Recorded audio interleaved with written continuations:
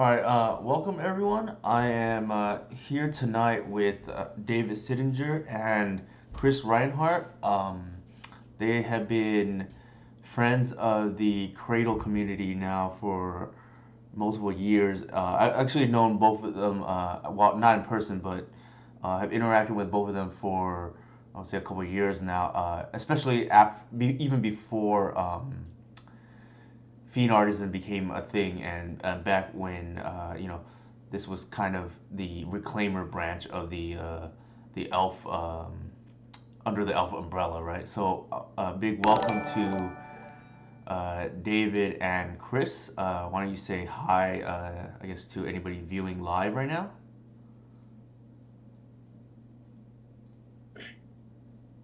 Hello. Hello.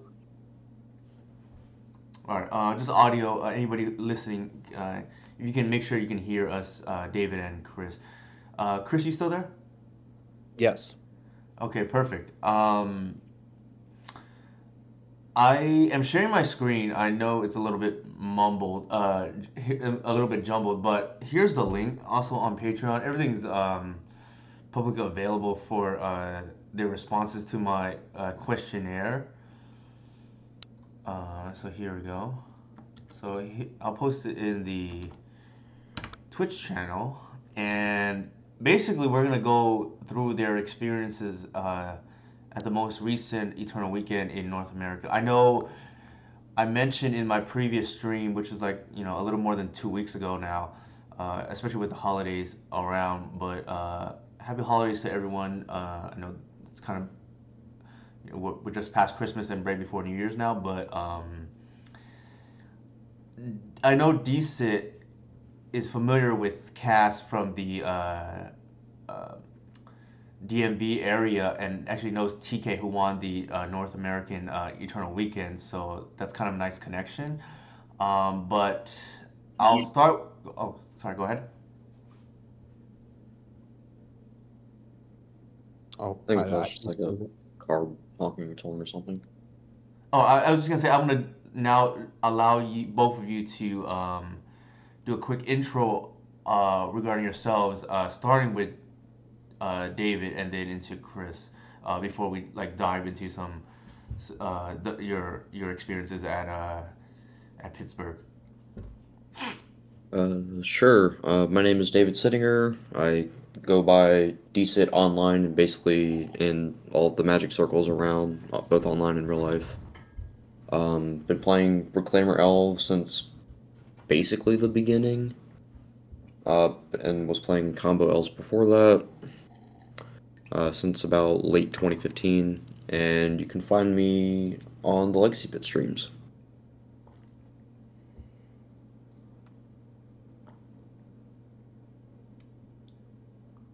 Yeah, actually, if you want to plug the Legacy Pit here in Twitch chat, you're more than welcome to. You Sure. probably have the link faster than I do. Yeah, one second.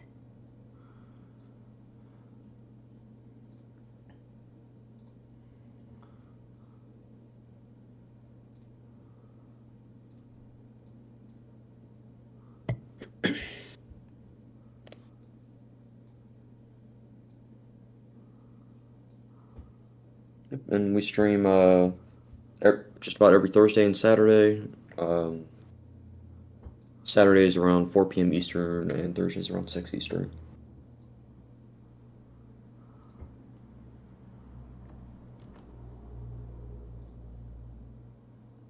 Chris, you want to, you know, talk a little bit about your background? sure. Um, I started playing Magic back in the 1990s in high school and stopped around the time of like Urza's Legacy or so. And then family, college, marriage happened. Took about a 20-year break and picked it up again over COVID. Um, Played a variety of decks for a little while, but elves is the thing that I really settled on. And through some conversations with David, actually in Baltimore, Washington area, like got introduced to Reclaimer Elves, which became Cradle Control, and that has been my main deck since then. I go by Ming Empire on um, Discord. On Magic Online, my username's Gandalf13.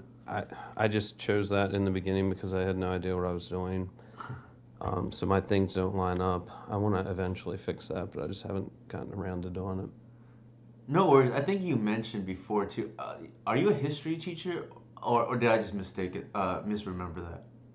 No, I am a high school history teacher. I teach AP World and AP US, and that was like the Ming Empire where that came from. They were the people that defeated the Mongols, so they were pretty good warriors.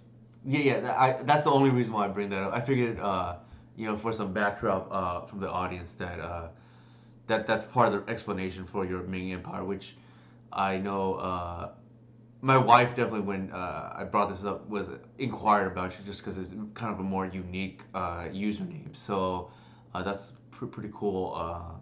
Tidbit on that. I think also for those who don't know, I also want to mention that Chris actually taught for the SCG event in Pittsburgh. I think it was 2 weeks prior to Eternal Weekend as well. So I think Pittsburgh is, seems to be favorable for Cradle players all around, uh, regardless of the event. So maybe it's fluky, maybe there's something there, right? Um, I think without further ado, let me see. How do I want? Let's go ahead and jump in. I'll share my screen real quick in terms of the matchups. But so here I kind of outlined the matchups that both Chris and David played against throughout the event. Chris went, I believe, 6-5. Yeah. So and then David went 9-2. Now I think the one thing that's kind of cool is the different range of matches. I know DSitt at one point played like nine, blue decks in a row to start the event, and it was pretty exhausted by that. But I guess starting with you, David, like overall, how did you feel about the list and what you ran into for the event? And then same question for Chris. Um, I think the list that I eventually settled on felt really good. Um, my two losses basically just came down to the top of my opponent's deck being very, very favorable to them. Um, it was definitely exhausting, as you mentioned, pairing to five control-ish variants, and then navigating my way through that, making sure that I played perfectly. Um, yeah, things about my list. There's uh, 22 lands, one being a Boseiju, two main deck Bowmasters, and two Shepherds and two Grists. Basically, um, when I was talking to Curran about this list prior to the event, Mm-hmm. he really liked that I chose to double up on those kinds of effects because um, they're basically must answer threats, and I think that the threat of having multiples at the time was going to be really potent. I also opted for the Magus of the Moon instead of the Gaddock. Mm-hmm. Um, Part of it was because I expected a lot more lands to be at the event. Obviously, I didn't pair into it at Right. all. But also, I think that even though it's more difficult to put into play, I think it is a lot more, in my opinion, more effective than Gaddock is in the control matchups, Yeah, if once it sticks. yeah, I think no doubt, like the way the control decks are built at the moment is if you land a Magus of the Moon, they're probably stone cold dead. Whereas a Teague, like Swords to Plowshares, is a live top deck, and the only issue with Magus obviously is the red aspect. Hmm. Obviously, it's not uncounterable to if you were hardcast even off ignoble mana. But I think you said you had like one nice, total lockdown with the card in play like during the event, right? Yeah, I only actually ended up putting it into play once. Hmm. Against one of the, I think it was round three. Uh, in game two, they let me on tap with Artisan on three, and I said, "Well, here's a Magus at the Moon, and you don't have your basic planes." But then game three, they respected it and got their planes, and then once they did that, then I'm just like, okay, I'm pivoting off this plan completely now, and then focusing on developing my board state otherwise. That makes sense. That makes sense. Okay, so now let me give Chris a chance to quickly go over his preparation for the event. Here's Chris's list, and anything you want to talk about with regards to the list, Chris. I guess one thing actually that differed from Cass, who finished in the semifinals of the event, that I want to mention too was DSitt I think ran what 7 dorks, right, and then Chris ran Yep. 6. So I guess if you could talk a little bit, Chris, on did you try the higher door count at all, or was this something you settled on pretty early? And any changes going forward? What are your thoughts there? Sure, sure. I don't know if you can hear it in the background, but my dog's barking, so I apologize about that. Um, but as far as the list, like, yeah, I was playing six. I think I would play seven. Um, moving forward, I just think more dorks. It's just so powerful with the deck. I was running three bowmasters. And I mean I like bowmasters more than I think most people, but I think two is plenty. As far as the list, I was also running a Magus, and I ran into more matchups. Like my matchup spread was just um, significantly different than DSitt's. I just ran into a lot more lands, and Here's the matchups, by the way, for those watching. yeah, and Magus was actually like really good in a lot of matchups against the land stacks, even against I brought it in against like the scam deck. Um, I don't know if that's right, but it was really good there as well. And I would get it off Fiend Artisan. I hard cast it once or twice as well, and every time, I mean, it's a total lockout. So like you were saying. Oh, nice. So it sounds like you were able to capitalize on your expected metagame, and it sounded like unlike DSitt, which I think he said he only got the lock once. It sounded like you were able to do it multiple times, and uh, having played Magus myself, like Antique, there are certain situations where you can cast it and where you can't. It's like I don't know what the numbers are, but off the top of my head, I want to say it's like 50-50 where you can or cannot, right?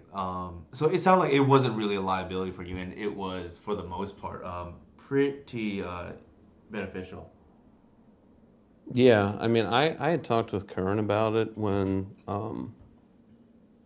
a few weeks before the event. I was playing that even at I guess SCG Pittsburgh, I think as well, or maybe it was after SCG Pittsburgh that I started playing it. Yeah, I think it was after because um, I was playing Gaddock Teague. Yeah, but like T just and I was talking with Inigo as well, but T just like shuts down so much of your own deck. There was a match when I was playing Brian Koval, and I would like intentionally blocked with Teague just because since I got it into play, I'd drawn Natural Order and Green Sun Zenith, and I couldn't play either of those cards, and I wanted to play them, so I blocked with Teague just to get it off the board. So No, that makes sense. Yeah, it definitely. It's no coincidence that people board in Galaxy against us. So that is a very fair and natural conclusion you came to. I guess the only thing the audience may be interested in, I know I would be interested, is did you ever test the higher door count, or did you, or was it something you did test and maybe didn't like initially? Because I do know. Um, personally at least, it's hard to change, move off a list when you do well. And I know you had, a lot of success over at the, just 2 weeks prior at the Pittsburgh list. Was the higher door count, beyond six something you tested, or never got around to? No, I did not test higher than that. I Gotcha. know that, that I've been playing sort of a similar list ever since SEG Baltimore, Mm-hmm. over the summer, which I did really well there also. And I was comfortable with that. I don't actually, just because of life, I don't get a lot of time to test. I mean, I sort of rely a lot on the Discord community, and you, just to get feedback. And I know you've been really on a lot, 7, 8 dorks, and I think that's probably the right number moving forward for me, anyways. Okay. Okay. Yeah. Yeah. I just want to get clarity because I'm sure there's others in your position who don't get a lot of testing, don't have a lot of time for testing, and then yeah, I think the goal of this stream or recap today is just to get people from various, I guess, maybe magic backgrounds who have some, a lot of time to test, and some who have less, uh, and get your feedback on how to, maybe play the deck, build the deck, etc. Um, how did the three bowmasters and two bowmasters, respectively, for, play out for both of you? And I guess, let's get back to DSitt on that. I'll bring back DSitt's, his list. Um, two Bowmasters felt fine. I, I mean, the first one was obviously very big, Mm-hmm. in like removing DRCs or punishing Beanstalk. I can't quite remember if like the second one was ever as relevant. Uh huh. Because I don't believe I tutored for it once the entire event. So I think that, um, personally, I think like cutting the card completely is incorrect. I Mm-hmm. think, just my opinion, obviously no disrespect to you, but I think that even though it isn't exactly what our deck is trying to do, Mm-hmm. I think that the first one has a high enough floor to include, and it provides like another angle that uh, blue opponents in particular have to deal with.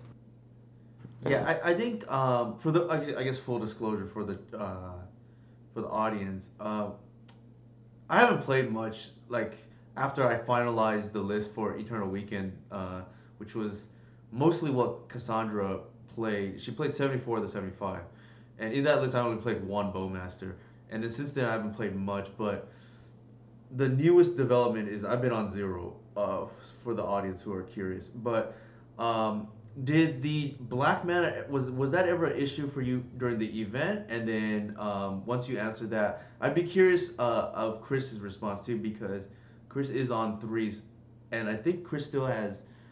Let me see if he has, both.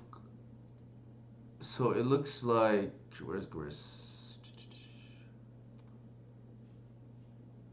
Yeah, Chris also has two, grids. I'd be curious if the black man was ever a strain, or if you were able to navigate that, pretty cleanly.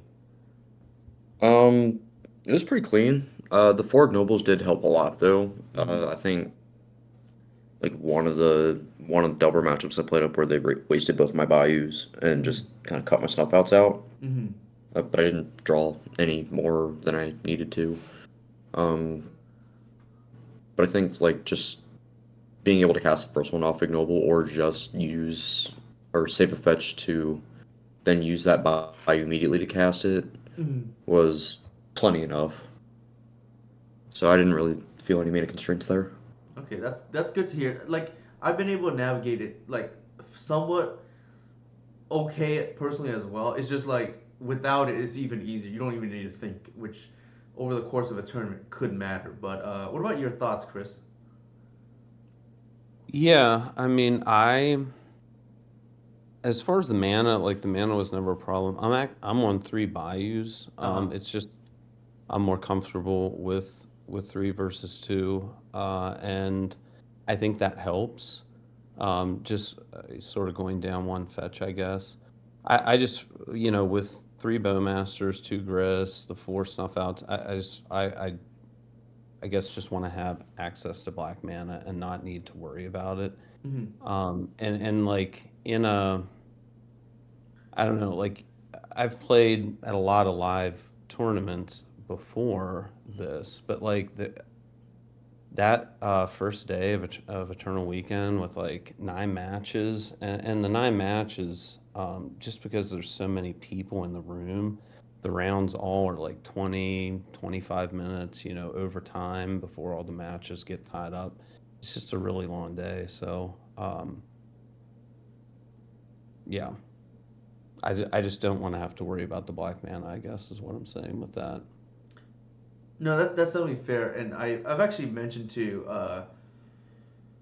I know for sure my buddy Jonathan Zhang, who like when the All Access Pass was available, I don't want to say like half a year or so ago, and he picked up the deck and did pretty well with it. He played the third Bayou as well because he just said I don't want to think and like strain myself and like remember when I have another Bayou in the deck or not. So he said he didn't want to deal with that, and I think he got like 2 5-0s with just like a 3 Bayou list. Same thing. I know it's I guess you want to say like cat's out of the bag in terms of like our invigorate tech. Uh, did either of you have any cool invigorate stories you want to share regarding the the card with respect to the event or even after or before? I know like some of it was just relying on me because that was like kind of under the radar going into the event, but now it's I think people know that that's a possibility of our deck now. Any thoughts on the card? Whether you or maybe you haven't had a chance to cast it much because the sample size is too long, too short. Sorry.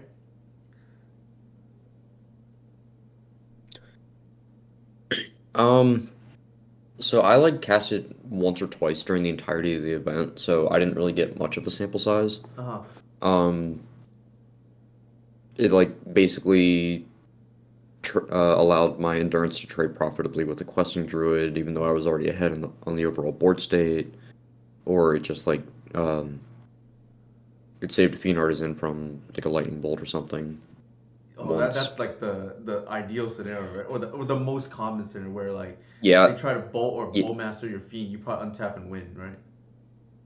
yeah, I basically and a lot of it, a lot of I small sidebar, a lot of my success attributed to admittedly my opponents being inexperienced with the deck and what to prioritize removing. Mm-hmm.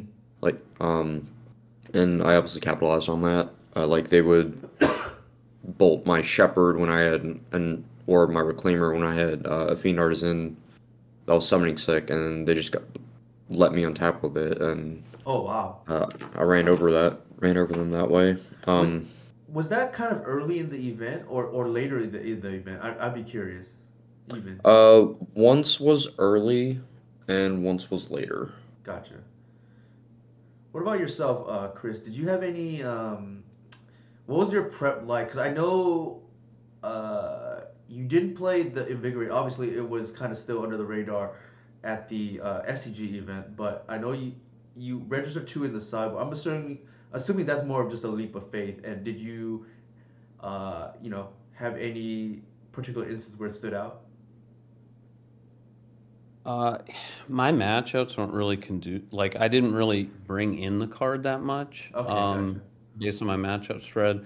The I If my memory is correct, I think I only cast it once. Now, the one time I did cast it was pretty. It was it was it was pretty impressive. I think it was day 2. It was against a very good player. I'm not going to mention any names, but Mm-hmm.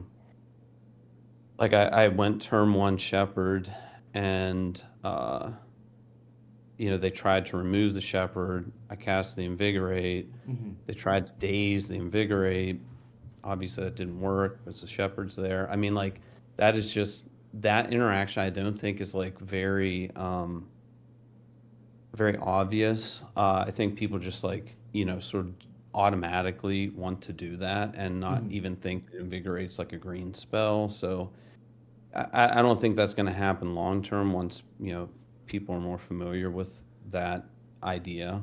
But that was like, I mean, that was like the full blowout as far as, invigorate can be, I think. But No, that actually lines up with my own limited experiences, and is actually why I think Cass's two shepherds. She played so for those who don't know, the only difference she made from her list and mine is she cut a land, which I know I have been accused of flooding too much, or people have accused me of making the deck flood too heavily. And she cut a land, which I think DSitt did as well, going down to 22 for the second Shepherd. And I think the interaction between specifically Shepherd and Invigorate against like Delver or just even Scam against Bowmasters is one that is like very difficult to play around because it's a free spell and again uncounterable, right?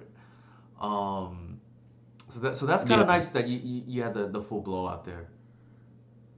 yeah, I had played it in just sort of an F&M event leading up to Eternal Weekend, but again, I just didn't get a chance to bring it in. Hmm.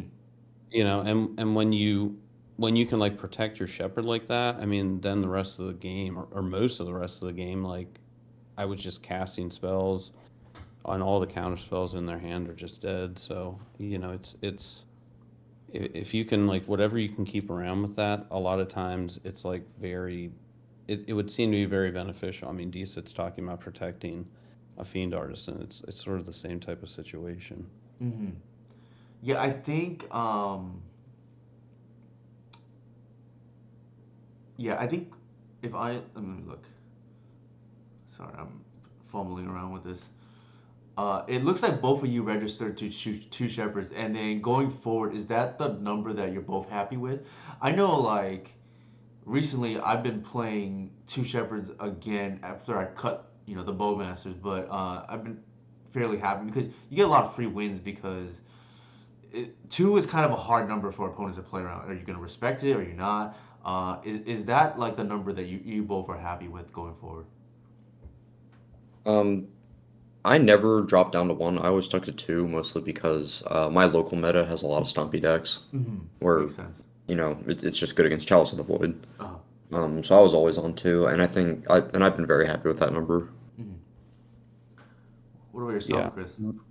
I definitely agree. Like I also like having just like sort of a variety of different type of threats and cards that, for example, like a blue deck has to answer. Like they have to respect Shepherd because if you have a Shepherd out there, then you're threatening like uncounterable natural order, and then it's game over.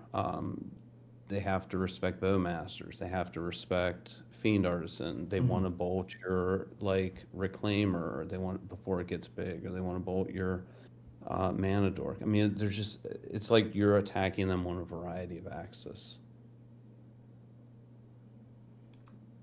No, that makes And sense. Like, yeah, I think it's just a card that is within the context of our deck specifically because it's mostly a mono green deck with the light black splash, right? I think that you would agree with that. That it makes just it's a headache because unlike Thoughtseize, they can just counter the Thoughtseize and just and they can do whatever they need to do in response to natural order, green sun, whatever it may be, right? It's interesting. I think Decent mentioned that he had people. There's a phrase that got a lot of popularity, which is if you mess around or fuck around, you're gonna find out. And I think yep. Fiend Artisan is the quintessential card that I think embodies that phrase. Did you have that with your matchup spread as well, Chris, or no? Where people seem to not be aware of what Fiend Artisan was capable of, or do you think that's more maybe an anomaly that maybe happened to David? I mean, I think people there's not a lot of times where you cast Fiend Artisan and people ask to read the card. Like I think it's a known quantity for Uh the huh. most part.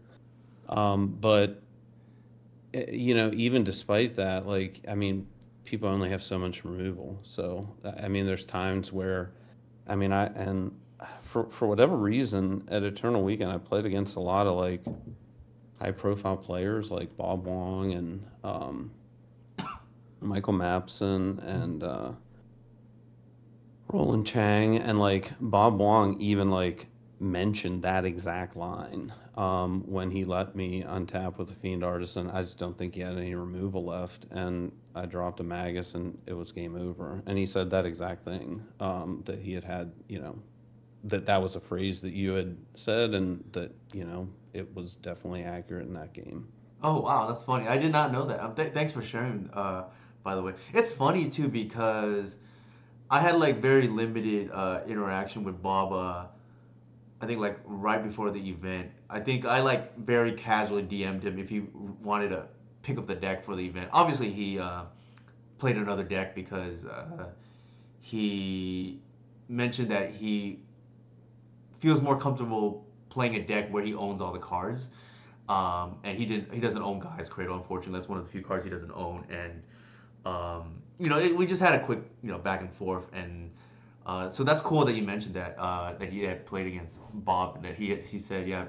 I often will joke that obviously there's more build around with Fiend Artisan than Dreadhorde Arcanist, but it's kind of like that where if you untap with it, the chances of you winning the game is probably over 90%. Like at that point, there are situations where I've lost, but then they tend to be either you misplayed after the fact that you untap, or you get into this weird situation in a combo mirror because this deck is actually secretly a combo deck too. I think people don't realize, but then you don't have the kill that exact turn.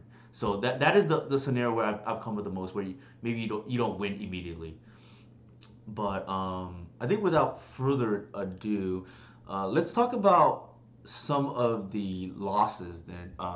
Here's the matchup spread. I'll start with Kris since there's more a wider range of matchups. Excuse me. In your losses, obviously, I'm looking at the losses. The archetypes here are kind of more scattered, whereas David's two losses are against control. So I think we can focus in on control, secondary, after the fact. But Kris, did you feel your losses were maybe as a result of the deck either being, could have been built better? Like I know you said you want to build with more dorks going forward. Or did you feel that maybe you got a little bit unlucky in some certain spots and variance wasn't necessarily on your side? Thank you for the sub, Mike. Uh, do you want to talk a little bit about the losses, or do you think like I'll leave the floor to you. Sure. Yeah. I mean, you know, I think you said this when you were streaming with Cass the other week, but like, if you're gonna do really well, like, you need three things to come together. Like, you Hmm. need a deck that lines up with the meta and is strong. You need to play well, and you need a little bit of luck. And there were multiple times in those losses where, I mean, I think the biggest thing, and I would, one thing about live events that you can't do is go back and like watch your matches. I mean, you can play them back in your head, but Uh-huh. when I think back to the matches, like the Boros Initiative matchup, for example, I mean, like that was just, I mean, it's like turn one, they're playing a Fable. Turn two, they're furying the creatures you have out there and playing a Bombardier, and then it just snowballs from there. Like they just felt like games, either that I couldn't win, Hmm. or games and matches where the deck just didn't cooperate. Like the UB scam matchup, like game three, had to mull to five, Hmm. and then you get scammed and you're sitting there with three cards, from turn one. It's just like, that's just, it's very hard to win from that position. Or like there were the green black depths matchup, like that was a turbo depths deck, and Hmm. um, I mean, I felt like game three, like things were pretty even, and 2 turns later, like my opponent top decked a Dark Depths and a Hex Mage, and that was it. So, I don't think there was anything wrong with the deck or anything. I think it was just situations like that. That's fair. I'm glad for your feedback and your candor. The Yeah, I'd be curious. The only reason why I asked is because I think the big difference between what you played and maybe what DSitt and some others played is obviously you were on the lower door count. And I'm not sure if that would have mattered or not. I think that I was wondering if you felt like that mattered or it was less so. Maybe it wasn't your day. And it sounds like it was the latter.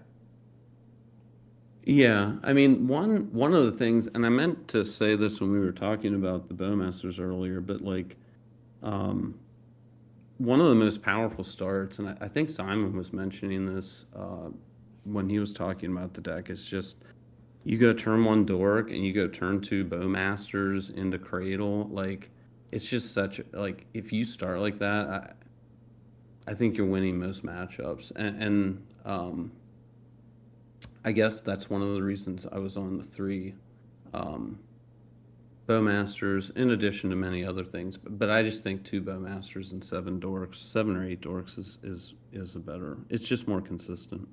Yeah, that's fair. I'm sure other people will be curious too because um, I know like the Japanese list, which I kind of disagree with, but they are on like quad bow masters, quad grist. I just think that it's just like way too clunky for my taste, and just not really what the deck is about. But I appreciate your feedback there, and it seems like at least here I see you beat lands twice, which Bowmasters is not particularly good in that matchup too. So I think the fact that you were able to navigate through that lends credence that uh, the liability is not necessarily as bad as I believe, right? But one thing that's pretty cool too is I think across the board, I think Cass beat Lance twice as well. I noticed David didn't really face against Merit Lage decks despite his Caracas, right? That he mentioned underperformed. But what are your thoughts overall about the Lands matchup now? I know like the Lands players will say they're heavily favored.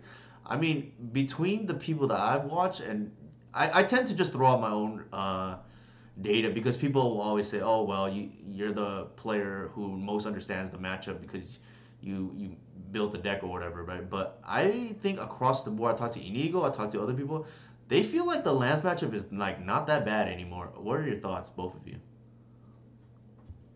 I, despite not playing against lands at the event, I basically play where lands was first created, and so there's like a lot of lands players, so I have a Uh-huh. lot of experience with the matchup. Um, I've s- those games are some of my favorites to play in all of Magic, Mm. honestly. Just figuring out how to navigate a like later game board state where they haven't quick killed you, but you're under like a tabernacle and a spear or something, and trying to figure out how to navigate a win from there is some of the most compelling Magic to me. Yeah, it's like figure out I puzzle. yeah. I think the games where I lose basically revolve around them locking me under or having multiple lock pieces with an active loam going, Mm. like Tabernacle Sphere and then a loam in a wasteland somewhere in the mix. Mm. Um, but otherwise, I think that the matchup is fine. Uh, Obviously, the re-inclusion of crop rotation and Caracas has made things a lot easier, Mm. in my opinion. Yeah, crop rotation is arguably the strongest card in the matchup. Like, Yeah. I don't say that lightly too, for what it's worth. Like, obviously, Cradle is the strongest card, but I think crop rotation might be the strongest spell in the matchup. Like, which is Mhm. like, if you play the matchup, crop rotation is like a counter spell at instant in that matchup. So, Chris, how did your Lance matchups play out? Yeah, I mean, I tr traditionally I've had a tougher time with lands, Mm-hmm. but recently, I've been the matches have been much easier. I mean, Magus is a big help because Magus is just KO against most of the things they're trying to do. I had Oppo Agent my board too, which is, I mean, that's a pretty good card against lands. Hmm. You know, the two, I, for me, ever since lands moved sort of like, to sphere lands away from like sort of the punishing fire stuff Uh-huh. that they've been doing previously, like, I think that the matchup's better when they're sphere lands because it also opens up a lot more opportunities. Force of Vigor for me was just incredible in those Mm. two lands games. I mean matches. Gotcha. So it sounds like maybe in one of the lands matchups you landed a Magus, and then it sounded like the other matchup, or maybe the same one, a Force of Vigor maybe nabbed a Sphere or a maybe Urza Saga. How did it play out? Yeah, I mean, in both the matchups, one of the games I landed a Magus, and the other game, it was Force of Vigor. Like, I mean, Force of Vigor hitting Saga and Exploration, I think, in one, Mm-hmm. and Saga and a Sphere in the other. And it's just very difficult for them to recover from that. Yeah, no, that makes sense. I'm curious now. And I'll bring this up. This is like new technology, but I yesterday night I actually, you know, tested one reverence silence in the sideboard over a crop rotation, just because I was curious, right? Is that like is three Force of Vigor in your opinion too much, or do you guys have any thoughts on the Force of Vigor count? I know the consensus is two is pretty safe. Any thoughts there? Um, I think that is going to be a meta dependent call, Mm-hmm. personally. Um, I know like when I think like I can't remember which archetypes were popular at my local store at the time when I was on three last, but uh, I know like I was struggling with the painter matchup at the time, Mm-hmm. and the third Force of Vigor helped a lot, Mm-hmm. but I think two is fine. Um, it's like if you're running into a lot of artifact decks or lands or painter or things like that, and the third Force of Vigor is pretty safe, but I don't think it's particularly necessary in the like overall scheme of things if you're like playing online or at a larger paper event. Okay, I'll follow up real quickly on that. But Chris, any comments on the Force of Vigor count or Yeah, I mean, I think two or three, like, for me, when I look at like some of the, I don't know, I was just listening to a podcast where I think it was Julian and um, I'm blanking on the name of that podcast, but probably they were the like Everyday looking, Everyday Eternal Eternal? podcast? right, right. They were like sort of aggregating data over like the three Eternal weekends and talking about the best performing decks. And when they were like talking about the top five, I mean, a lot of those top five decks are decks where, like in the winners metagame, where Uh-huh. Force of Vigor is going to be really strong, like Painter and Lands and Mono Red Prison and Mm-hmm. Beanstalk Control. Like, so I would love to be able to fit a third Force of Vigor in there. It's just sideboard space is like so, it's just so tight. Um, Yeah. I think actually speaking of Beanstalk, one of the nice and actually shout out to Matt Sabo, a Punishing Waterfall. I actually saw. I mean, this card is a card I had on my mind, but just never tried it until last night. So I saw in his bug, he played the Super Qualifier. I did not play, full disclosure. I have been sick and, well, more important, baby's been sick, so busy with that and did not play yesterday's event. But I saw in his bug list that he played one Reverend Science, and the fact that it can clean multiple Leyline Binding and Beanstalk off is like pretty neat tech against Beanstalk, even though that's not what I included it for. I just wanted to just like play as many free spells as possible, just generically. Um, so that is, I guess, endorsement of the card, I guess, right? Like obviously it can't hit artifacts, so that's a major drawback. But if you already have two Right. Force of Vigor, maybe that's okay. Um, David, I think you mentioned your your control matches were kind of out of your hand due to top decks, right? Yeah, pretty much. Um, in hindsight now, I think heading into 2024, is there? Do you feel the matchup against control overall is good? Is there anything you would like to change? What are your thoughts? And I asked you because you played against it like 5 times during the event. Um, I'm like looking at my match notes real quick. It's it's really hard because basically almost all the game losses came down to their opening hands being like so overloaded with removal that I couldn't punch through it all. Before they like dropped a threat that I couldn't like outrace.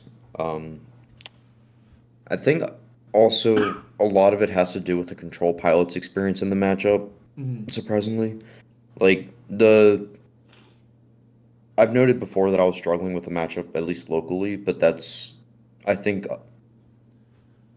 primarily due to the control pilot figuring out what to prioritize their removal for, Mm-hmm. like making sure Fiend Artisan doesn't untap or basically that, or like saving counter magic for a grist or leyline bindings for grist, things of that nature. Mm-hmm. So I'm not sure what I would change as far as our deck construction goes. Um,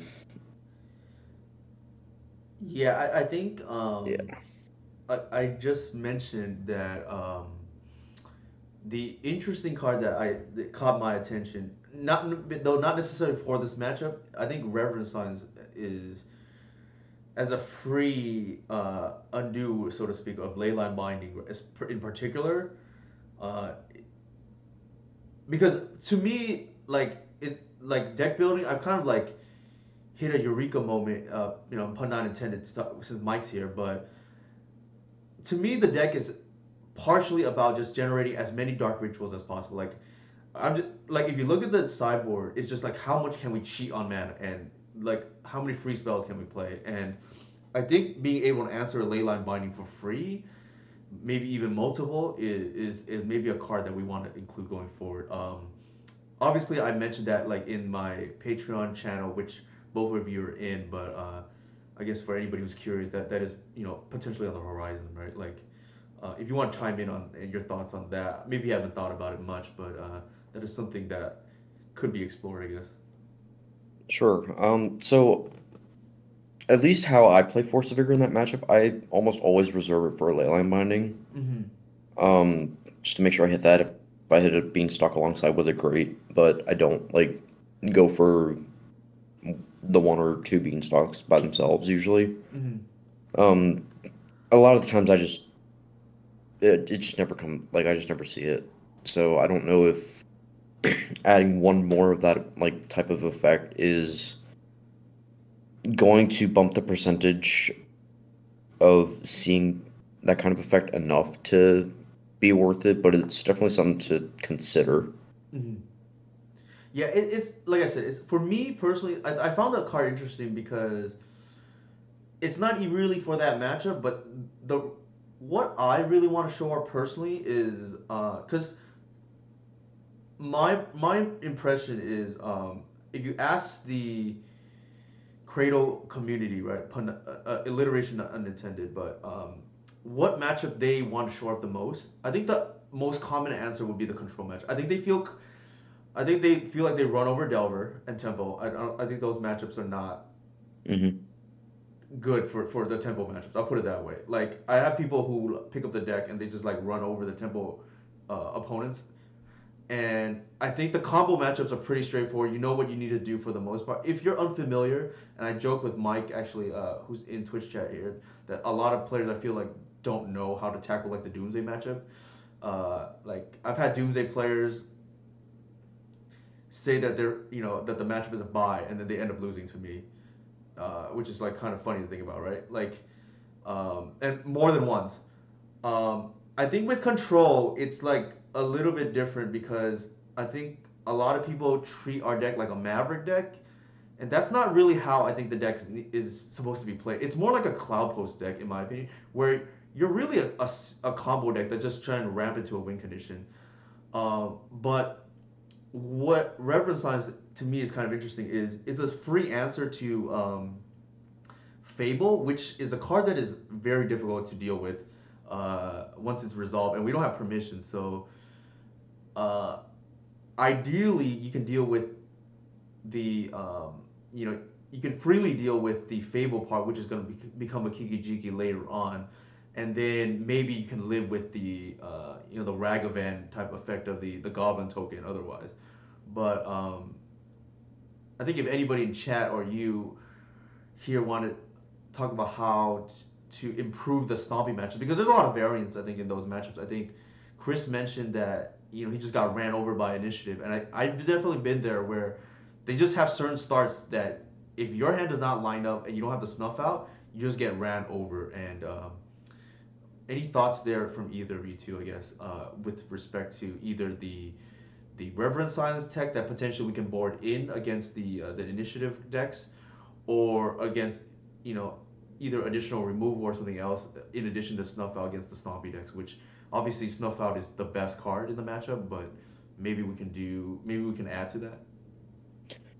I think for like the Stompy matchups as a whole, I think that the third Force of Vigor is probably more appealing than the Reverend Silence. Uh huh. Um, Mostly because, well, they can hit artifacts, so tagging their Chrome Box or treasure token or what have you is uh pretty good.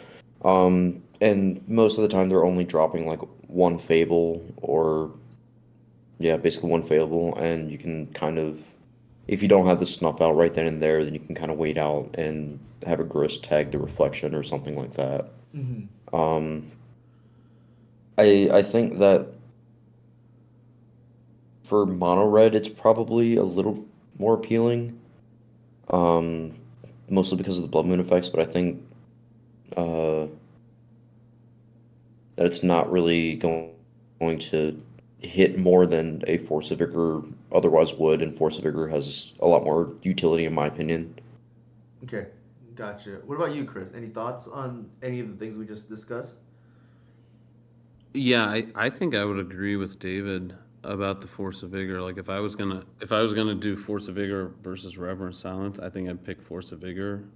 I just think it's more universally applicable. And I mean, one thing that David and I did, and this was like the day before Eternal Weekend, is we were just playing, we were testing some matchups, and one of the decks, in addition to Creative Control, that I own is like the Red Stompy deck. Mm-hmm. And I had just gotten some Bombardiers and put them in there, and like that.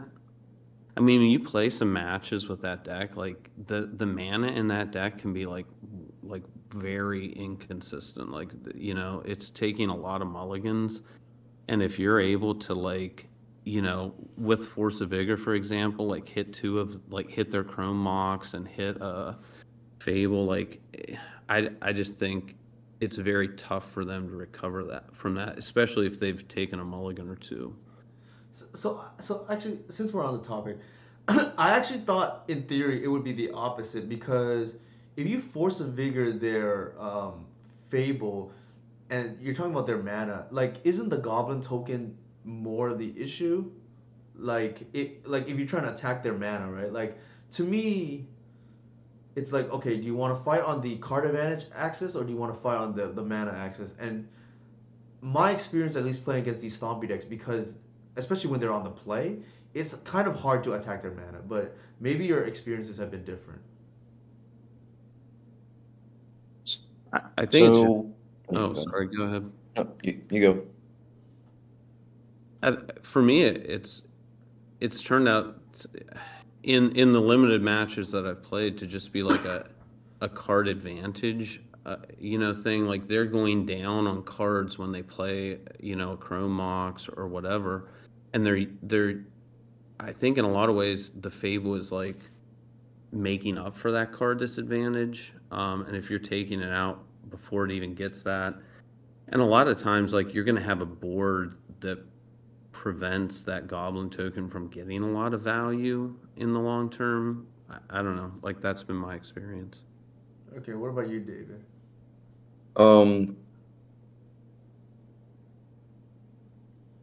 um, so a lot of the times I like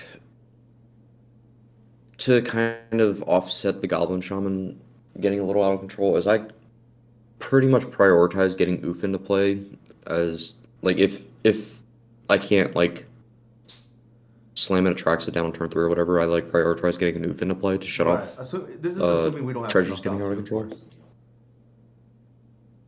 course. Hmm? Yeah, I was just saying for the audience. This is assuming we don't have snuff out in hand as well. Obviously, we just snuff out the goblin Yeah, token. yeah, yeah. Yeah, like if we can't like overwhelm them with like Atraxa or remove the Goblin Shaman any other way, then I basically prioritize getting Collect Roof into play. Hmm. Um, and this is like even if they don't have a Fable, it's generally how I approach the matchup because it Collector Roof is the card that I think is most likely going to draw out opposing Furies as well. Sorry, can you say So that if last part? Most I likely to said what? that most likely to draw out opposing Furies. Uh huh. Um, so I think trying to stymie their early mana with an early Collector Roof and have them blow Fury on a Hierarch and a Collector Roof while you have like two or three lands in play, Hmm. and you're waiting for like to drop a natural order on them. Right. I think that well, I shouldn't say I think that's generally how like I approach the matchup. Sometimes they just go Caves of Chaos Adventurer, Goblin Master, and just like overwhelm you really quickly. Sometimes that happens, but other times you um, set them back far enough where the two additional cards from Fable doesn't really matter as much, and you can just develop a board where they can't properly punch through with a Goblin Shaman or the Kids Chaos Adventurers. It's just kind of there, but you're already wide enough, and you're setting up to go over top of it. No, yeah, no, that makes sense. Yeah, I actually think the red players have been actually trimming or cutting caves because it's very dangerous against us against a snuff out deck. Like where you just like Mhm. commit all your resources to it, and you just if they have it, then you just get blown out, right? Yep. I think. Let me see. Actually, before I forget, I know I mentioned earlier, both of you have the unique perspective that you've seen the deck kind of develop from a glimpse of nature deck to the early builds of Fiend Artisan where we still had more of an elf centric package with the three Wirewoods, two Visionary, for instance, and then finally we went from that version.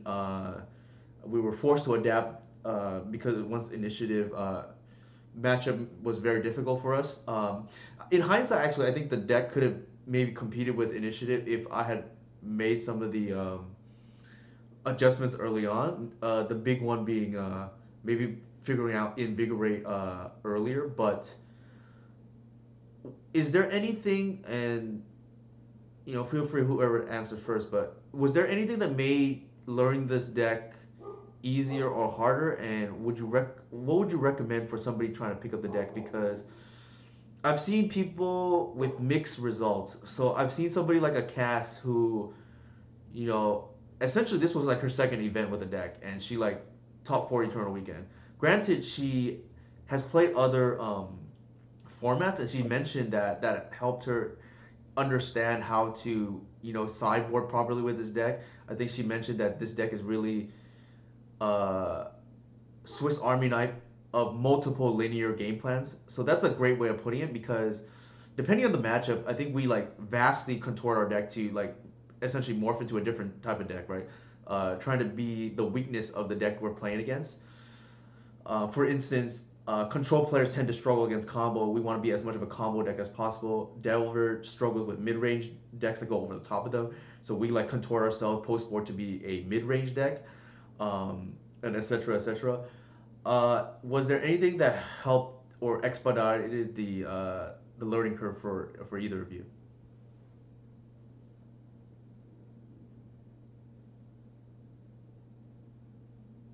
Chris, you can start. Sure, sure. Um, I mean, for me, it was honestly like watching your streams, your gameplay, as well as um, reviewing my own matchups, and like that's something that I mean, you've always recommended, but looking back and in the beginning when I was learning the deck, I remember one of the, I don't know if it's still a thing that you do or offer, but one of the Patreon benefits was like, you would like sort of review a league or whatever. And you had done that a couple times for me, and that was very helpful in Mm-hmm. sort of looking at some of the decisions that I was making and thinking about how to just think about the matchup or the deck in a different way. And like that was very powerful for me, as well as just the Patreon community Mm-hmm. and just the community around the deck that you've created. I mean, there are dozens of people, any time of the day you get on there, you ask a question, like there's a lot of very experienced people that are going to answer that question and help you with a matchup or whatever it may be. So those would be the things for me. Oh, I appreciate the kind words, Chris. And that that benefit, I guess, of me reviewing matches is actually still available. It's just nobody submits them to me, and they're on a first come first served basis. Obviously, the higher tier patrons have priority, but yeah, that benefit's still around for anybody who's curious. Yeah, I'd pretty much have to echo what Chris said. I think one of my biggest level up moments was watching your first stream and you explaining your thought processes throughout your lines of gameplay Mm-hmm. really kind of opened my eyes where when I was like struggling to transition over from Nettle Elves. Mm-hmm. And like being able to see the deck in a different light like really really helped, as well as obviously it made my decision to support you any way I could pretty much a no-brainer. Oh, thank you. I Because I appreciate it. because I saw at least like in my own gameplay I saw the results almost immediately. Mm. So there's a lot of that, and from multiple people who have like picked up or like joined our like the Patreon or the Discord communities have like vastly compliment, like even after being in there a very short time, have vastly complimented on how constructive the community is in regards to like card choices or how to approach matchups, etc., Mm-hmm. and various feedback like that. So I think that um, over some other archetypes, I don't know which ones, but I think we have a huge leg up in that as far as deck development and player development go. Okay, that's good. That's reassuring to hear that the it sounds like the streams have been helpful because sometimes I wonder like cause for me it's kind of exhausting whenever I stream because I'm naturally introverted, so it takes energy from me. So I'm glad that at least the effort that's being put into the streams seems to be helping. I do wonder also because I the newer players or players trying to learn the deck, they range from either struggling with the macro portion, which is just like what your role in a matchup is and how the games play out, or the sequencing. Which of those two things, the micro or the macro, do you find more difficult for this deck? And is there anything that would help you think for somebody trying to learn the deck? Um, for me, it's a lot more about the micro. Mm-hmm.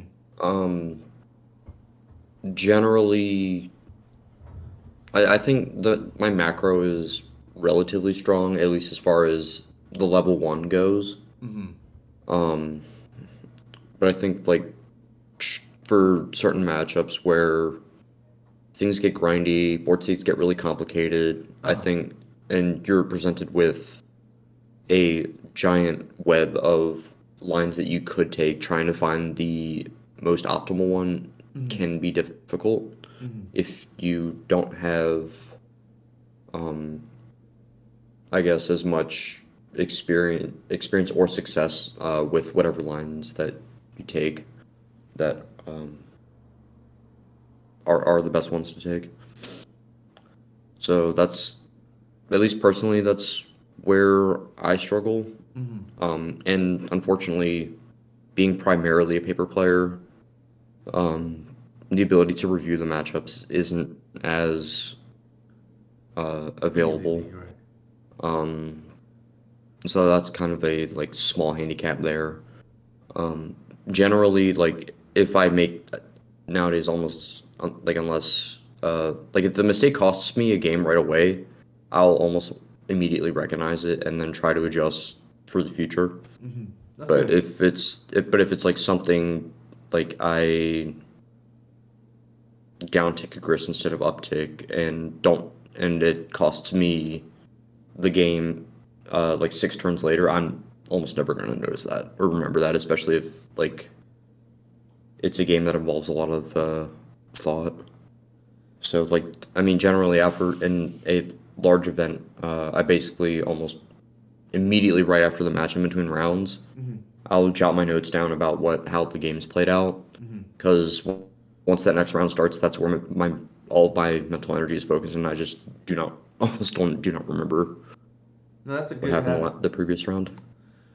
That's a good habit that you developed. What about you, Chris? Do you find one or the other more difficult? And same question, like, do you feel like there's anything that would help anyone, learning the deck to improve in one of the areas of whether macro or micro, right?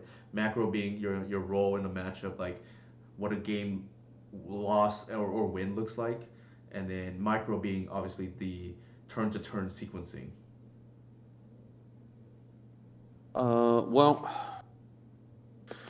I mean, the first thing I'll say is like your comment about being a naturally introverted person like really resonated with me because that I am also a naturally introverted person, and Mm-hmm. my career of being a teacher has, it's always been a challenge. I just really appreciate you, going out of your way and out of your comfort zone, I guess, to put so much effort into streaming and doing that. Mm-hmm. No, Um, thank you. as far as the micro macro, I think it probably has a lot to do with your personal experience when you come into the deck. Um, for me, like in the beginning, I think the micro elements were more challenging, and I really believe they were the the deck has a lot of micro decisions. That like sequencing things, especially like using cradle mana versus non-cradle mana that aren't really like you don't have those decisions with most decks because most decks are not playing, the cradle or the other cards. And when you have a deck also with so many tutors, it opens up like, you know, there's so many possibilities about what you can get in any moment. Mm-hmm. So I think in the beginning that, at least for me, that was a lot of that took a lot of thought and effort. And then once you sort of feel comfortable with that, then you're presented with these, other uh, the more macro elements, I guess. And maybe that's backwards. Maybe I should be thinking macro before micro. But that was my experience. Okay, well, I appreciate the feedback regardless, and I'm sure you're not alone because other players I've seen just like really struggle with the micro as well because I realized, there's this misconception that this is like a mid-range deck when it's really a deck of game plans.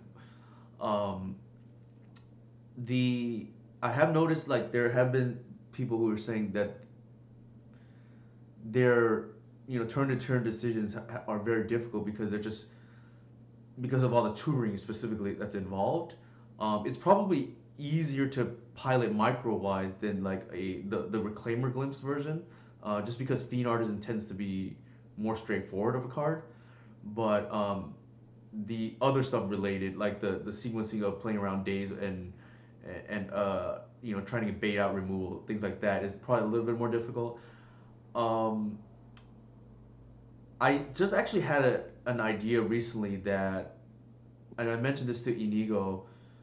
I think, or sorry, I mentioned this to Curran just today actually. I said, I think making a macro mistake means that you have a lower floor with the deck, and making a micro mistake means that you have a lower ceiling. Do you think that's accurate or no?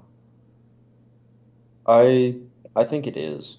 Um, I was gonna add on to the last point that I think that as far as the micro decisions go, I think the micro decisions pertaining to that turn can be kind of straightforward depending on the matchup. Mm-hmm. But it's when you have to plan things 2 to 3 turns in advance and all the possibilities of your opponent's actions in that time period. Uh huh. I think that is the one of the most difficult parts of the deck. Because depending on what they have, you can just get blown out, or um, Or what you're willing to play around, right? yeah, pretty much. And like playing too conservatively can not advance your board state into a winning position, or you eventually get out card advantage, and your opponent has all the tools that they need to stop whatever you're doing. Mm-hmm. I think, yeah, personally, that's one of the more difficult aspects for me. But I think like the same turn kind of sequencing, at least personally, is relatively straightforward. Mm-hmm. Uh, No, that's a great way to put it. I'm glad you mentioned that. It's like, yeah, I think that the same turn sequencing is probably not too difficult. I think most players can do that. Okay, it's the planning that ahead. I think with this deck that is probably the most difficult part. Any thoughts on that, Chris? Yeah, no, I really like the way that you phrased that as far as the micro and macro. Mm-hmm. I mean, and I guess, I mean, it makes a lot of sense maybe why I gravitated towards um, the micro initially, because uh, that would open up the ceiling. Um, as far as the what David was talking about with like the micro decisions, Uh-huh. I, to me, like I always want to improve, and with this deck, one thing that I've noticed, and I mean, I see it when I'm watching replays that you have, and you're like, you know, the inventor of the deck, like you will still make, over like a 5 match league, like you will still make a couple errors. Like I mean, it's inevitable Mm-hmm. that um that's gonna happen, you know. Actually, so while we're on that topic, actually, I guess for the audience and for yourselves, for learning purposes, do you find yourselves learning more when I stream a league, or when I review maybe somebody else's league or event? I'd be curious now, since we're on the topic. What do you find more helpful from a learning perspective? Like seeing me do it in real time and making mistakes then, or catching mistakes of others that they might have not otherwise caught themselves.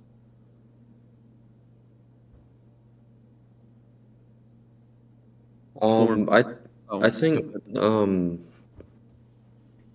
probably when you do it yourself, because it provides your perspective of how you approach a certain board state or matchup.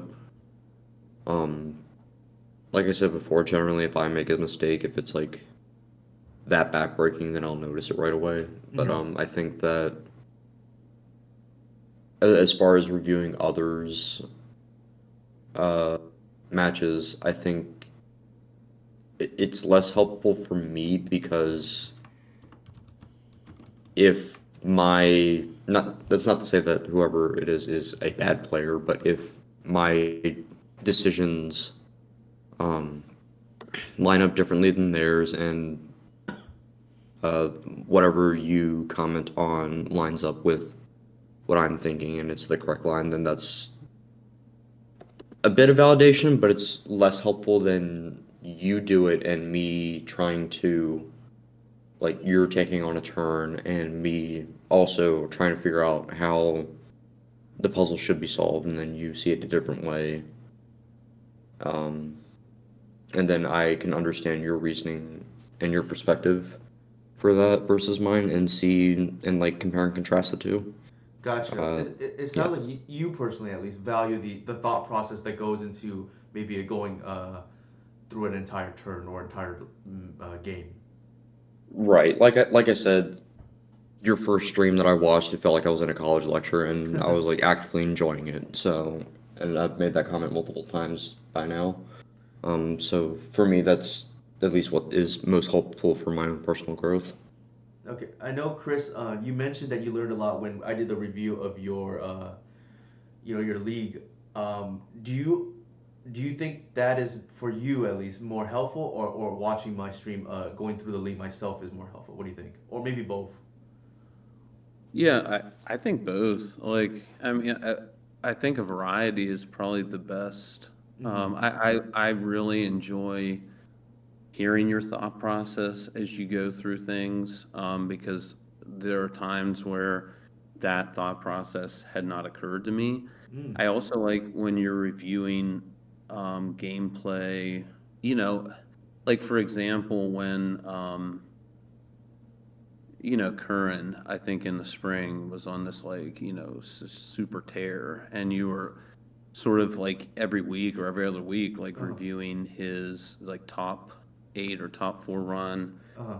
on MTGO, or when you were looking at matches um, from Aaron Relentless, like, Mm-hmm. looking at the way they play things. I mean, you get their thought process, but then you also get your thought process as well. So, as far if I were just picking one thing though, as far as like growth, it would be reviewing matches for me. Gotcha. Okay, I'm glad you brought that up. And actually, while on that note, shout out the homies, Jurg and Curran, right? Both have had their results, speak for themselves. Um, Yeah, yeah. If I may add on, I think it like the reviewing matches is definitely helpful. Like, it's just like personally, like I'm not as much of a moto player, so I don't necessarily give myself the opportunity to have my own matches reviewed, but mhm. definitely seeing multiple perspectives, not just your own, is definitely there's definitely some value to that as well, especially from other strong players. Yeah, actually, that since he's here, Inigo has mentioned that to me too. Because he said, and I think this is accurate. I think what works for me may not work for another player, um, because of how I think, and or how how different players think about the deck in general. Also, the besides that, the, I think the experience with the deck matters too. So, for instance, um, I've mentioned to Inigo in the past that because he's asked me for feedback on Magus of the Moon, specifically. That's like a concrete example, and Mm. I've never had any objection to that card when he's played it in his list, because especially against Control now, where it's lights out, right? Like they probably cannot beat that card. Um, I have never had any objection to anybody registering that card, because while I may feel I don't need that card, I think that card is a very nice, what's the word I'm looking for? It's like a free win, right? Like it's a Yeah, cheese play it's a that good tool. it simplifies the game, and I think anytime you can simplify the game, especially within the context of our deck, which there's a lot of micro decisions, and it's easy to slip up and then have a game losing error, right?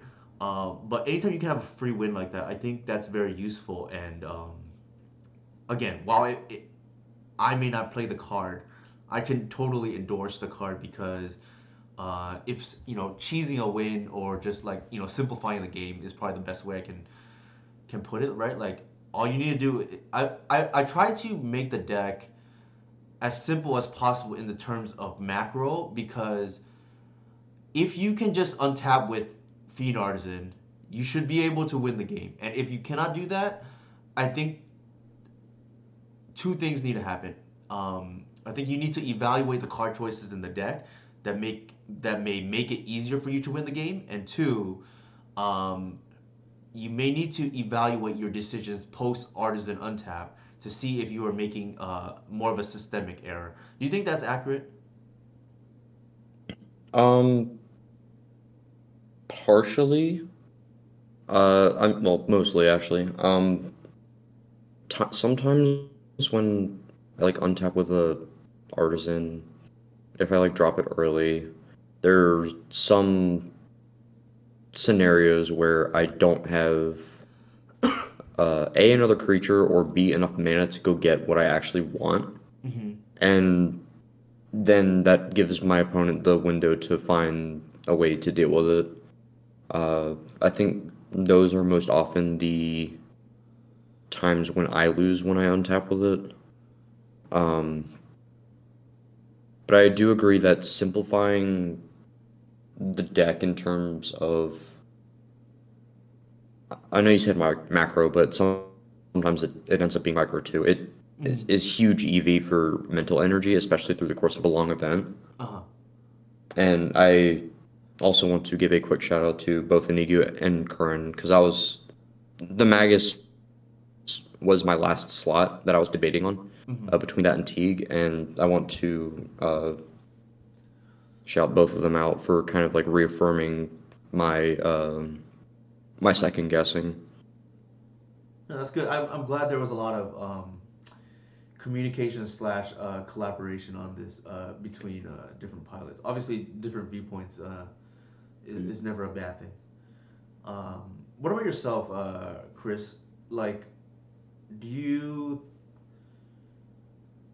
I guess any thoughts on that? Yeah.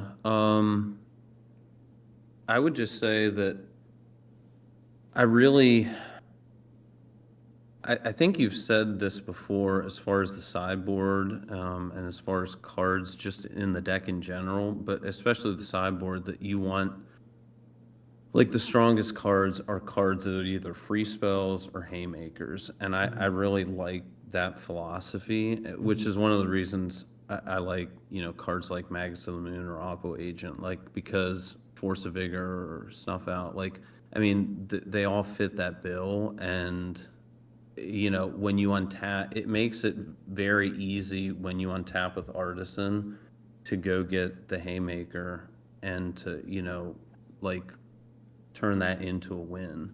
One thing that has helped me recently is just thinking about a lot of times when you do untap with Artisan and end up losing, it's Mm-hmm. because the Artisan gets removed, um, like a turn later or something like that. Uh-huh. And like a lot of times, the best card to get when you untap with Artisan is just another Artisan. Because then if it does get removed, you have multiple copies of it, Mm-hmm. and that has really helped as well. Yeah, I think that that line is a line that's probably underutilized, and I think I don't talk about it enough in maybe my streams outside of maybe the. I mean, I know Moonstomping looks a lot different now than it did maybe a year ago. Even a year ago, in my opinion, it was like one of the best decks in the format. But like in that matchup, for instance, it's very difficult for a Moonstomping player to beat like two 7/7s, for instance. I'm definitely Exhibit A on the underutilizing artisan for another artisan line. I'm usually like artisan, hopefully get grist uh, against like the control matchups when I know like I would really probably benefit from multiple Yeah, artisans that they can't remove yeah, all of. I think playing this deck more in the last year and just like my conversation with Cass 2 weeks ago has really solidified like how I think about Artisan in this deck now. Like before, it's like, oh, I had a whole bunch of, tutor targets I really wanted. Like there was, I think the original Artisan spreadsheet had like, Mass Vandal. It's just like, Plague Engineer, which hasn't seen play in like forever. Um, just like a lot of random things, right? And then now I think the most recent Artisan spreadsheet I sent out, there's not that many targets now because I think to me it's become clear that this deck is not like Maverick and closer to Cloudpost because in almost all situations we're gonna probably get either Gris to like snowball the card advantage, or we get a Reclaimer if we need to unlock our mana because the end game is pretty straightforward. You just get a Trax or a Hoof on the board. And then there are situations where, like you said, you can get another Fiend Artisan to be redundant in case we can't, we don't have 4 mana, right? For a Green Sun for 3, and we already have a Cradle, for instance. Or you get a Bowmasters against, say, like Delver, and you kill your DRC, and it's probably game over, to be honest.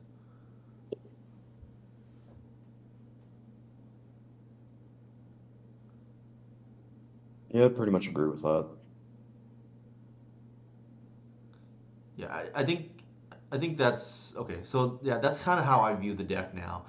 Um, I'm gonna leave it to the audience real quick. Anybody have any questions for either Kris, DSitt, or myself?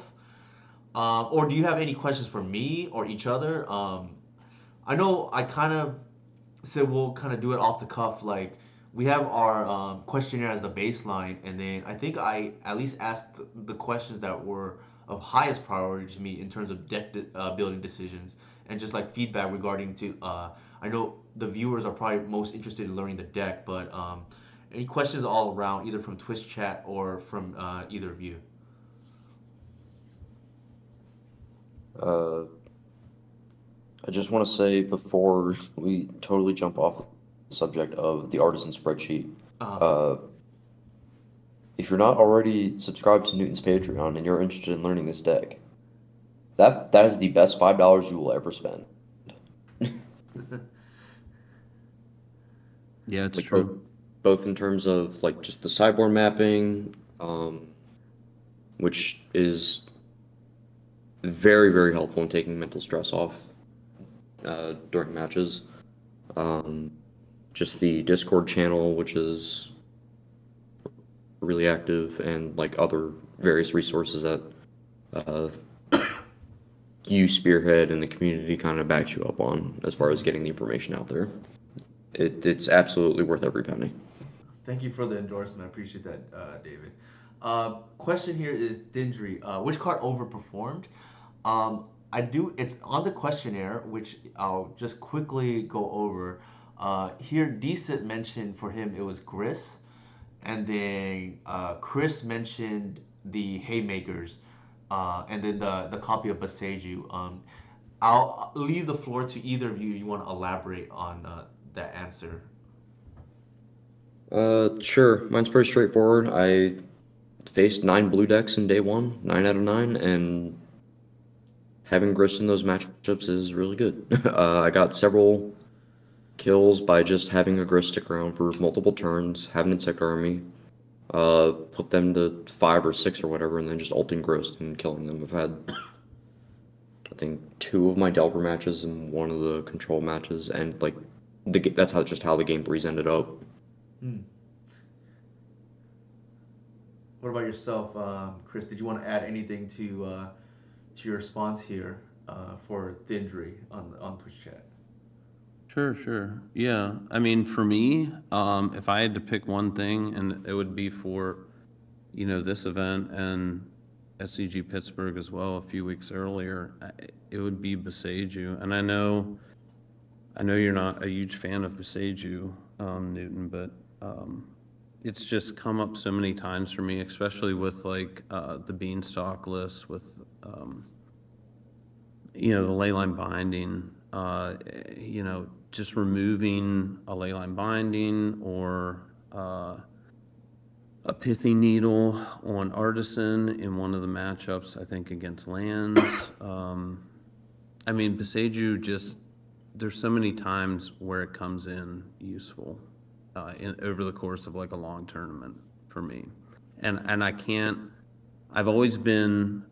I think David mentioned this in his response. Like, you know, I'm always aware of, the downside of playing the card, and I look for like, is this compromising the mana base as far as my experiences?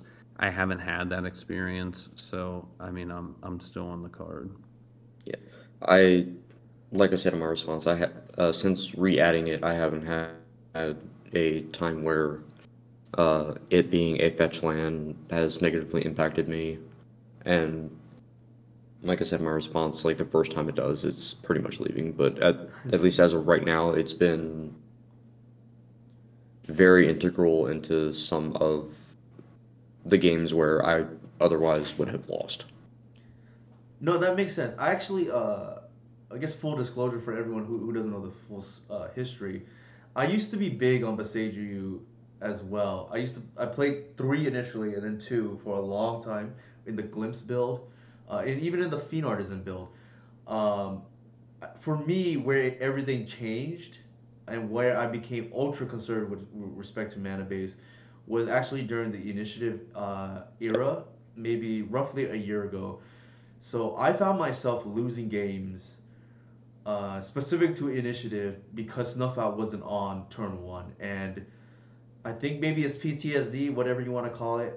Obviously, I'm more conservative with mana bases than I think maybe 95 to 99% of Magic players out there, but for me at least, that's where the turning point was with respect to Beseju.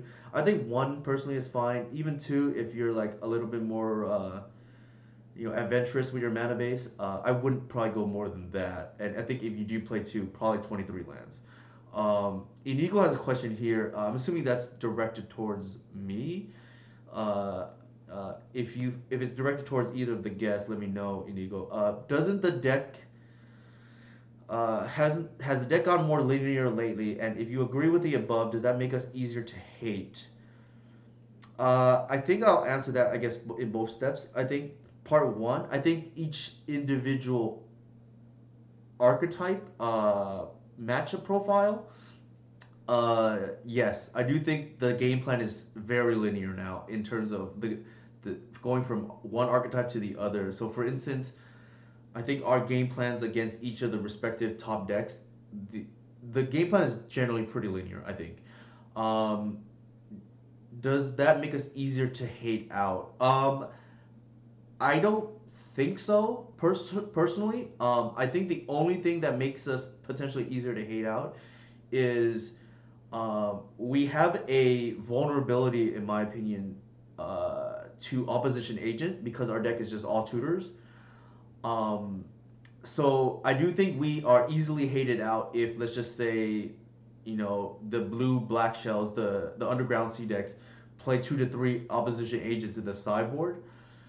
Yeah, they can hate us out, I think, if they do that. However, that doesn't come free, right? Like, them playing 2 to 3 opposition agents in their sideboard means they have less free space for other decks.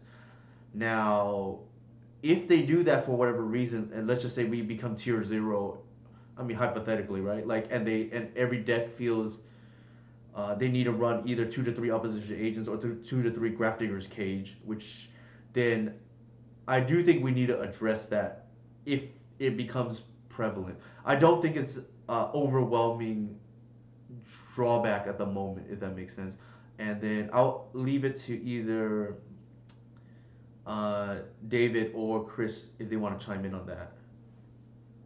I think those are the two cards that I think are problematic, but I do think we can beat both cards even without answering for what it's worth. I would agree that both cards are beatable. Um, it just becomes a lot more difficult, and it depends on how your hand lines up.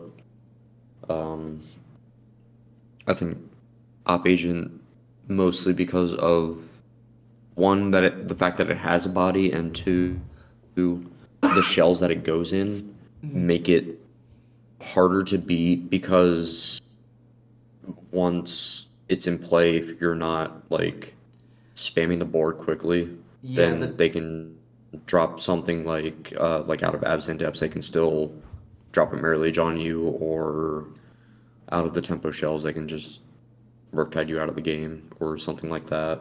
Or even like something out of Mono Black just throws another big idiot in your way.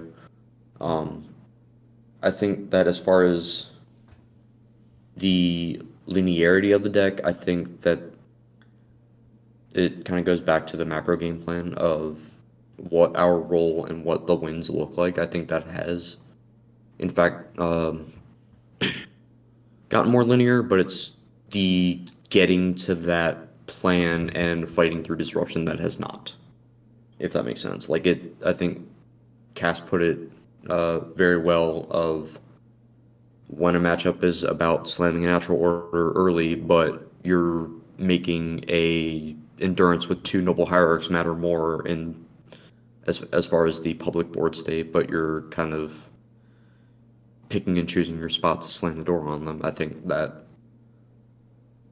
is some finesse to the deck that kind of takes away from that linearity. Yeah, it's almost like a distraction, right? Like Yeah, you cause them to be distracted by something that doesn't really matter. right. And sometimes that gets there. I've noticed that in my like I've taken like a few weeks off from the deck to deal with holidays, just kind Mm. of rest the brain. And I've been playing Cephalid Breakfast, and I've noticed a similar style happen there where you're basically always threatening the combo, but I won my one of my matches this past week against Control by just having a giant orc army and a Shuko attached to it and just bashing for five and like while having like five cards in hand and open mana to just deal with or to slam a combo if once I find my window. What about Chris?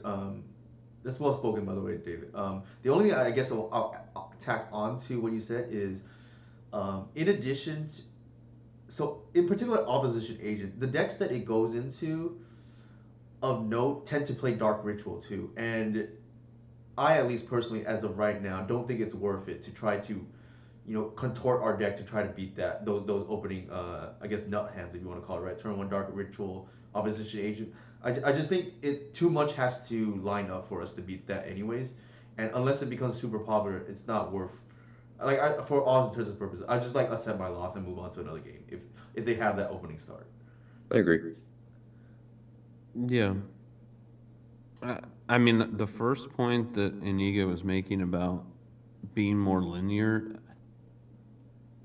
I guess like the way I'm viewing linear is just being more consistent. And I honestly think that's one of the biggest strengths that the deck has. It's just so it's really consistent at doing what it wants to do in most games. Um, as far as the second point, like easy to hate, like there are a few cards as you've mentioned. I just think that the when you go into a large tournament sort of environment, the representation of Cradle Control is going to be low enough that people aren't that's not really the thing that they're trying to hate out, I don't think. And I think right now the deck benefits from that.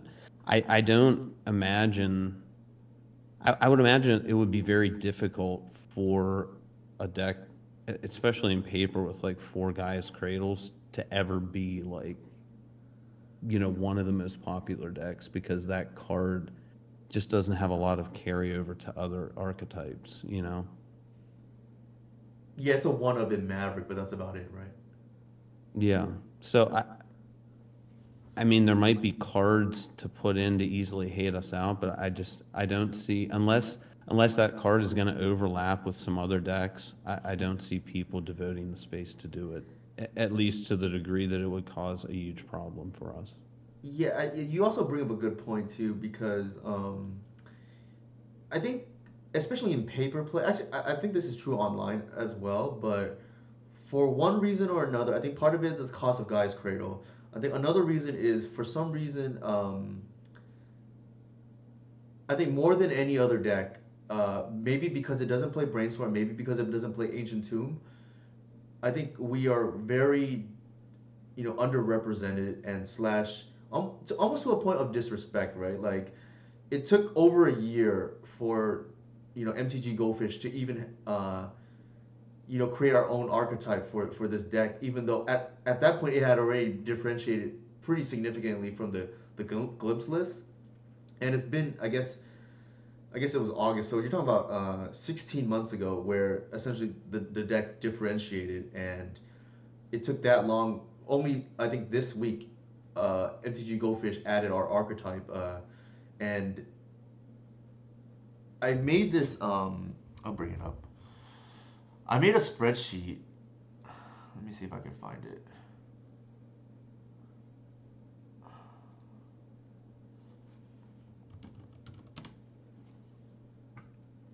Oops.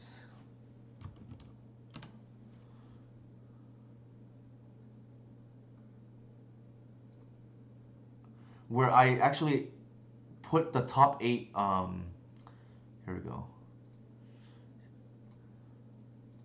So I'm sharing it now on my screen, but essentially I have a spreadsheet of the top eight lists from all three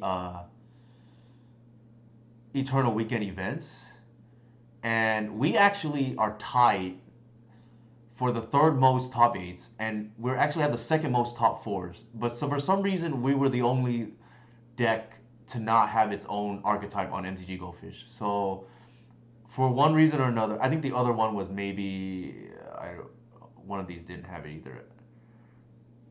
Uh, Maybe they all did. I don't remember. Oh, actually, 4C Delver. I think they like on MTG Goldfish did not have his own archetype because it was grouped with Grixis or something. But for the most part, even though we had two lists in the top four, we did not have any representation on MTG Goldfish, and I think that's partially because we don't play Brainstorm and we don't play Ancient Tomb. And players gravitate towards those two pillars. The other issue is the cost of Gaia's Cradle, but that's neither here nor there. I think that's uh, in hindsight maybe a good thing, right? Because decks maybe don't have us on their radars. Yeah, I was gonna bring that up. Like for the longest time, we were grouped under the 4 or 5 color Zenith decks, and I think that didn't put a lot of eyes on the deck as far as representation and respect. So, and I think that moving forward, that will change some, but I don't think it will like be enough of an impact where people are going to devote archetype hate specific cards like to us, like something more, or at least like that don't have additional carryover like Cage and Agent do. Yeah, I think the net benefit is actually outweighing the net down drawback, because I think there were people who wanted to pick up the deck but maybe didn't know how to find the deck, at least on MTG Goldfish before. Hmm. Uh, MTG Top 8 has done a little bit of a better job because they group us under the rock archetypes. But Yeah. I think with more eyes maybe picking up the deck, the overall net benefit is probably going to outweigh the additional tension maybe other decks put on us. But that's just conjecture at this point. Yeah, and like I know like in paper guys cradles are an arm and a leg, but um I definitely think that we'll start seeing a little bit more of the deck online. Yeah, I mean the cost is definitely very, very prohibitive because doesn't transfer easily into other archetypes. And Any also other the fact that you questions? need, Oh, go ahead. I'll sorry, go ahead, Chris. and also the fact that you are pretty much required to have four, whereas,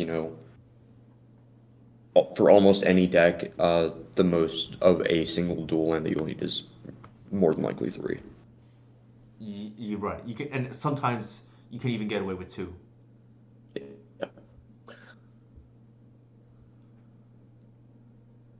Yeah, I Uh, mean, one thing I'll say, just going back to the spreadsheet that you made, mhm.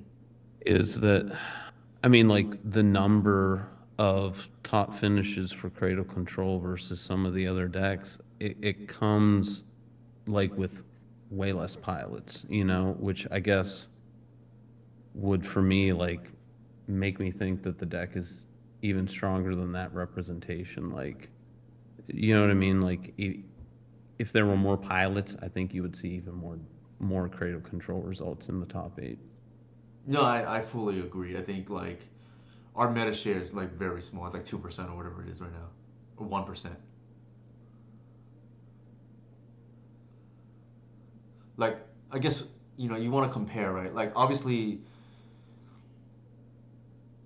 um, you know, Beanstalk Control had the most in the top eight with four, but they also had 10% of the metagame share. So uh, our conversion rate was better. If that makes sense. Yeah, no. I think it's also worth noting that the various Beanstalk decks were also several different takes on the deck, like 4 versus 5 color, Hmm. no red versus no black, a more mid-rangey build with St. Catherine, like TK won with, versus like a more Uro center control pile. So I think that kind of plays a little bit into how their representation has kind of congealed under one umbrella. Yeah, And I think that's accurate. The other thing I want to mention too is I took a look at some of the lists for Eternal Weekend, specifically in the for the Asia region, right? Like I think it's even harder to count because like the to me the delighted halfling lists are not very good, and like to group those lists with us, I think is similar to I always use Reanimator as this example where I don't truly believe the Reanimator win rate is 40% because I think somebody who is newer to Legacy or just doesn't want to grind, maybe hasn't played Legacy in a while, is more likely to pick up Reanimator and maybe do poorly with it. And I think that really skews the numbers for decks like Reanimator and previously maybe even like Moonstompy. And I think we suffer a little bit from that as well. Maybe not as much as Reanimator, but I see a lot of lists and they're like maybe somebody who hasn't played elves in a long time and they pick up a list and add like LQR to the list, like four of. And I just don't think that's a very competitive list. And I don't think Delver and I don't think Control or Lands has to deal with that for the most part. I think you only see that problem with Reanimator.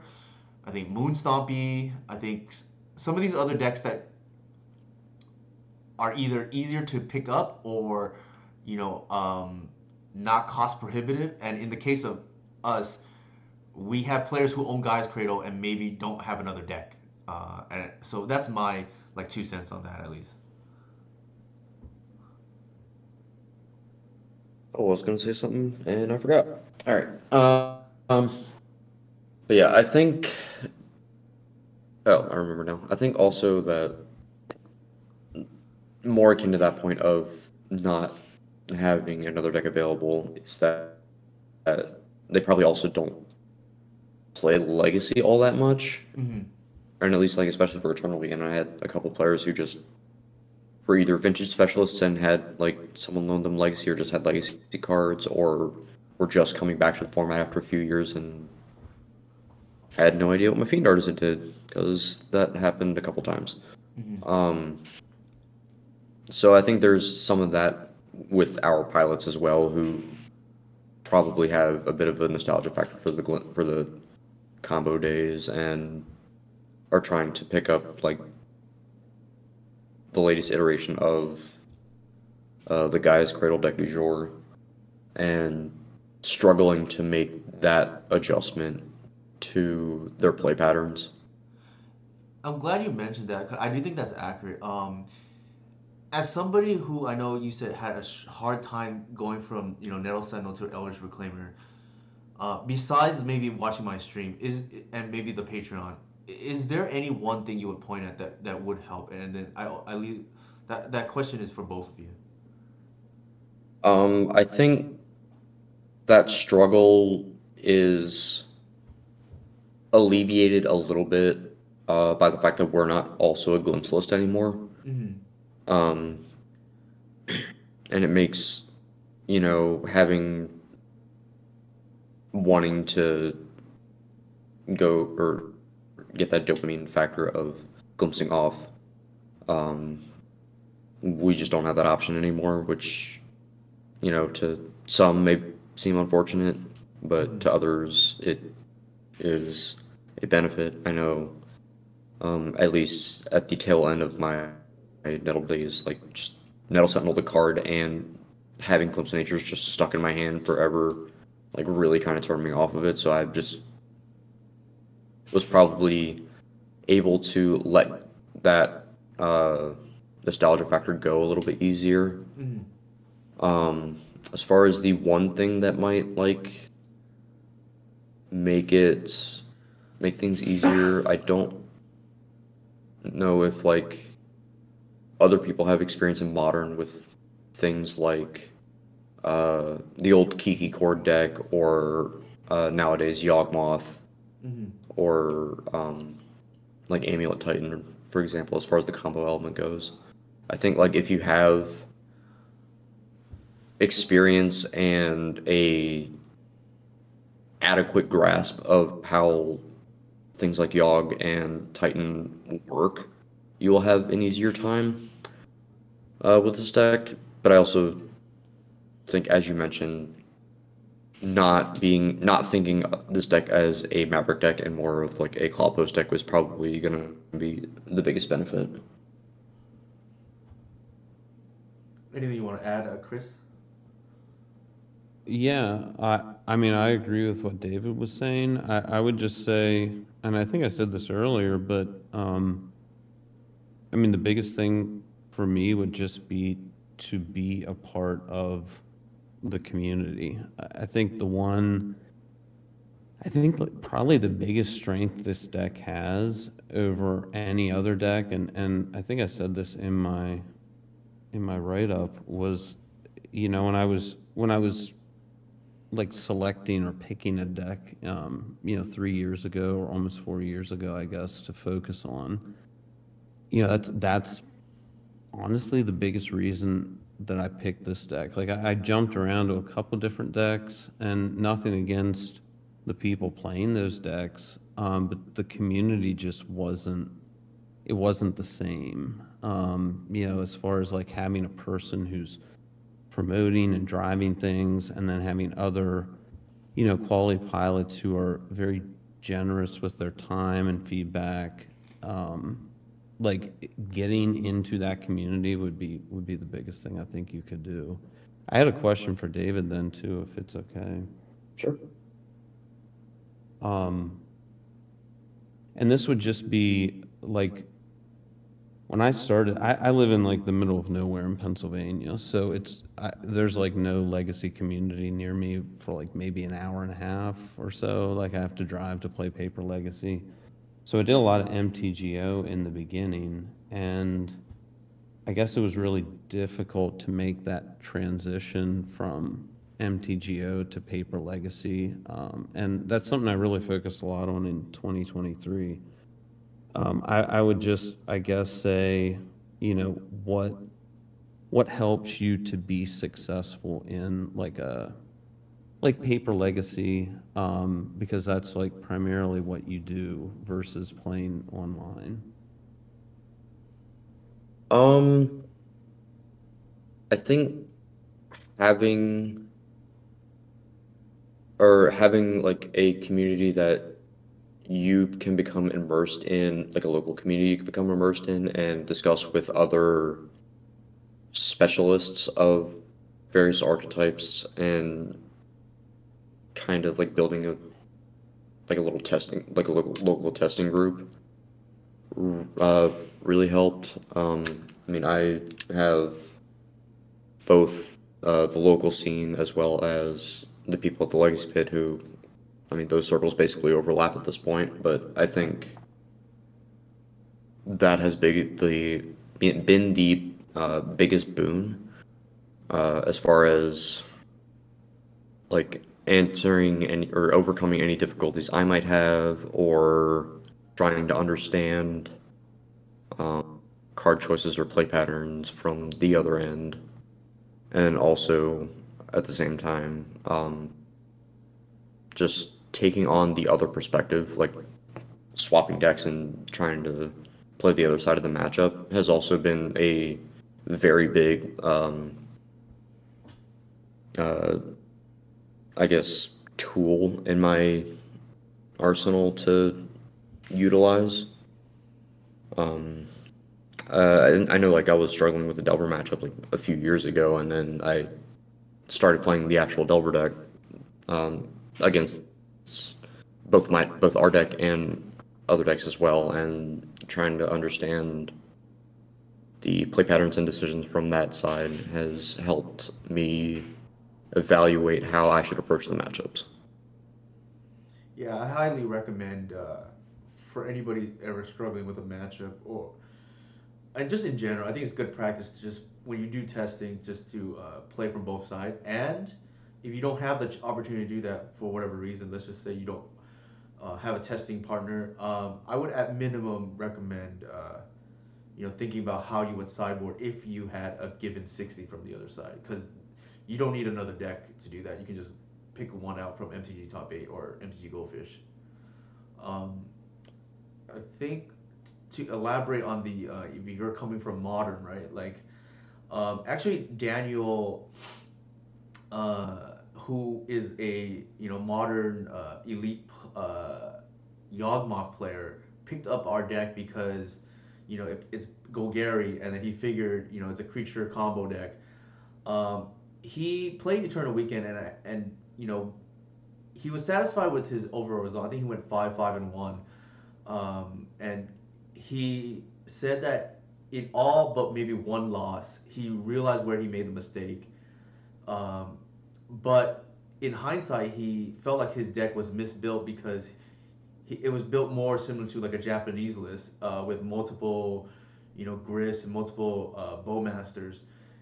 And I don't remember if he had Delight Halfling or not. I don't think so, but I think he even splashed white for Swords to Plowshares. Long story short, he mentioned that I think in hindsight, he thinks the deck is actually more similar in terms of how it's built, and the thought process is more similar to Amulet Titan than it is to Yawgmoth, for whatever that's worth. And this is coming from a Yawgmoth specialist or elite like, Yawgmoth player in Modern. So take that for whatever that's worth. I think I would agree with that based on the feedback that he's given me. But if either of you have played Modern or want to chime in on that assessment, feel free as well. No, I can definitely understand that. Because I know like the Yawgmoth deck has quad Bowmaster, quad Gris, quad Halfling, I think at this point still, and is kind of like relying on incremental grinding, similar to like how Beanstalk does. Mm-hmm. As opposed to Titan, where it's we develop a board, or you would develop a board of like get your mana situation under control, and then just kind of slamming a Titan, which is more similar to slamming Natural Order for Traxa than it is to just put a Yawgmoth into play Yeah, on like he mentioned. an otherwise effectively empty board. Yeah, the key thing he said was he felt like the deck was super linear, and that's why he made the comparison. He thinks our deck is more similar to Amulet than it is to Yawgmoth, which um, the game plan is not as focused. I'll put it that way. Yeah, Okay. yeah, I have, Oh, go ahead. I have, yeah, I haven't like updated Amulet in God knows how long, but at least pre-Microsoft Gardens. But I have effectively both shells built, Uh huh. but I just don't like really play Modern much anymore. Uh huh. But like those are basically the tool or like the two tools that I have if I were to get back into that format. Oh, so you're actually a great person to ask then, because you own both decks.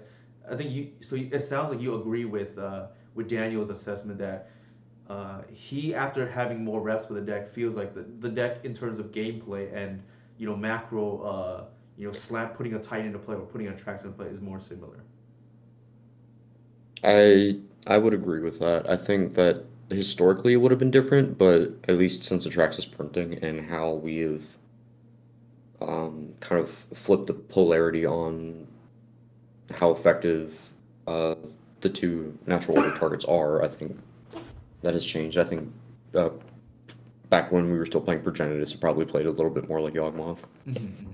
That's a fair and thoughtful comment. Okay, I guess I don't have any more content in terms of what I want to ask. Is there anything you want to ask me, or is there anything chat wants to ask any of us three before we call it a stream? I guess. And here's my socials again if you want to follow, and then I'll allow either of you to post yours here as well. Feel free to post your Twitter, DSitt. And I know Kris doesn't have a Twitter at the moment, but you can find him on our Discord. He's a Ming Empire. So if there's no other questions, I guess I'll go ahead and raid. Ironically enough, Mr. Legacy himself is playing Modern Anurag Das. So let's go ahead and raid Anurag since all his contributions to the Legacy streams.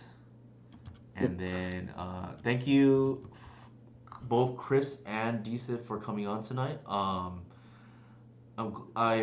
glad to have known you for at least virtually for the last few years now, and if all goes well, hopefully we can meet in person and grab drinks in the future. Obviously, that's contingent on my personal life, but hopefully in 2024. Thanks, Joff. Appreciate you hanging out. And Yep. oh, go ahead.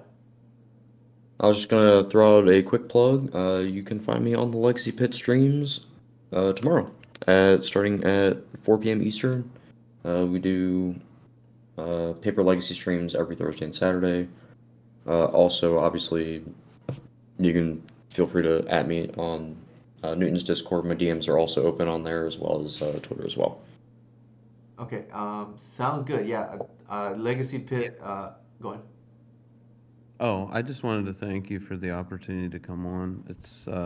It's been wonderful, and yeah, I do hope we get to meet in person at some point. I echo those sentiments as well, Kris. And then, yeah, it was a pleasure having both of you on. And without further ado, I'll go ahead and raid Honorog now. Sure. Thank you all for tuning in.